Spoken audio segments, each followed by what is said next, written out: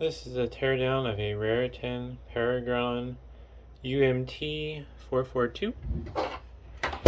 And I have taken the liberty of removing the screws to the top cover in this already to save time.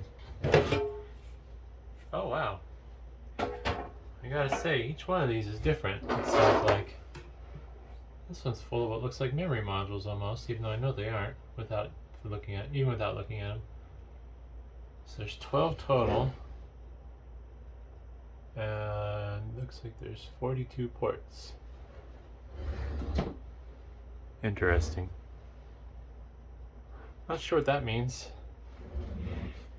I don't think 12 divides into 42 very well unless I don't know. That's interesting. It's also interesting that this is different than the what was the model number?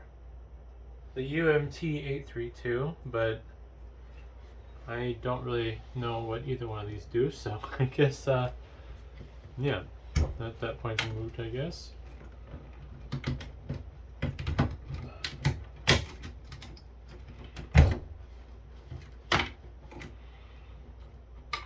Remove some of these cables. Things a little bit more accessible here.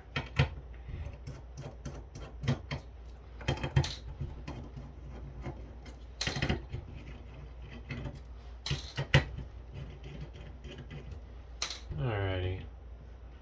Now, oh man, it's gonna be tricky. There we go.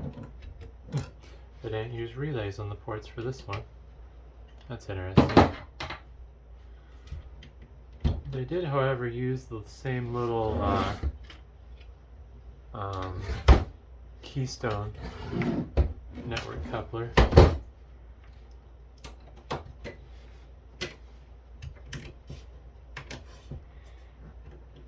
There we go.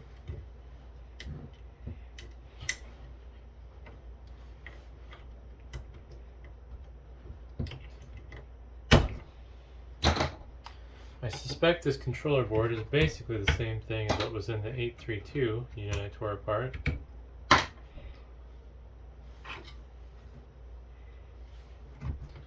Also, I noticed something interesting about this one that I don't believe the other unit had, which is this odd mounting plate that the PCBs are all mounted on. I'm not sure what the story behind that is, but I'm going to find out.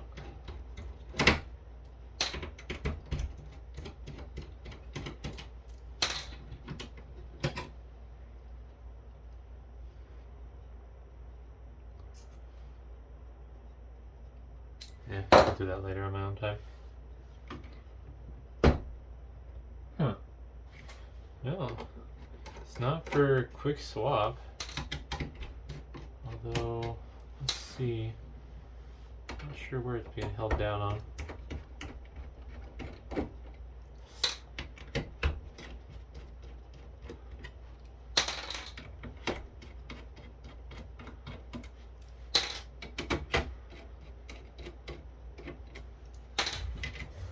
So this is basically going to be the same as the 832.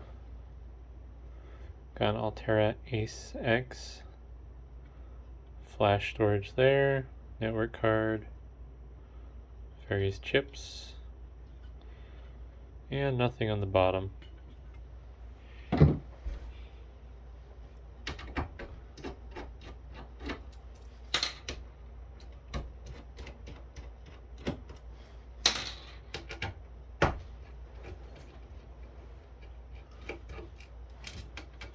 Alrighty.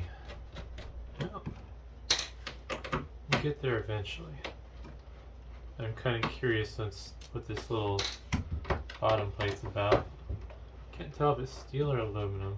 Feels like it might be steel. I don't know.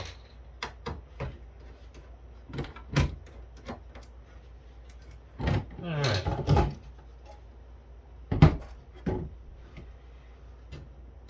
Actually, let me try and get under it with. There we go. Oh, it is aluminum. I don't understand the purpose though. I guess it's because they had a different mounting hole pattern in mind. That makes me want to look at the other unit I tore apart.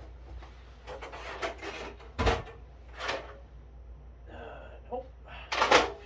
Huh. So the UMT832 is not a similar case design.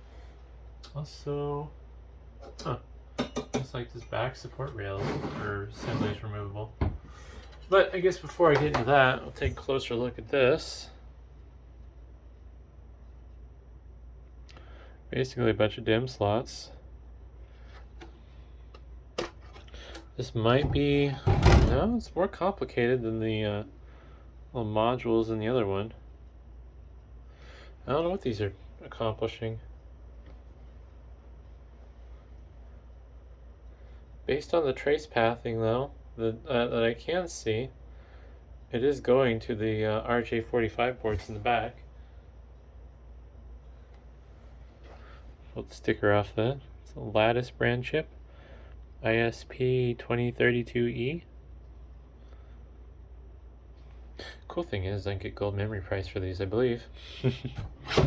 But yeah, it looks like traces are going from these DIMM slots to the ports, so these apparently do something for the interface control.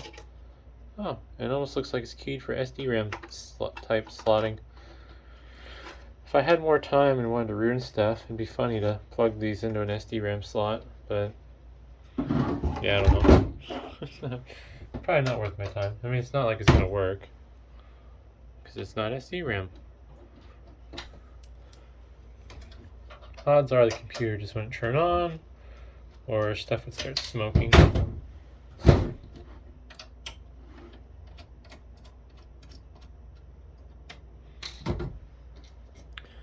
I wonder if maybe the design of this chassis was meant to be more modular, and that's why it is the way it is. It is kind of interesting that there's so many different pieces of equipment involved for this particular KVM setup. So yeah, this back bracket just comes right off. And the reason I did that was I was going to show taking out this plug socket. Should be able to do that on camera at least. We'll see. So these are usually kind of snapped in. There's that. I don't know if this screwdriver, I don't have the right screwdriver clearance for that. That's too wide. This is probably not going to be strong enough. No. It's bending. But yeah, these usually just snap in. I'll need a long flathead screwdriver for that though. These are just kind of neat because I have a little switch right next to the plug. So yeah, hopefully that was interesting. This is a little different than I was expecting it to be on this particular one. Best part about this is I can pull all these out and throw them with my gold memory and get a decent scrap price for that. The PCB itself, not so much, but yeah, thanks for watching.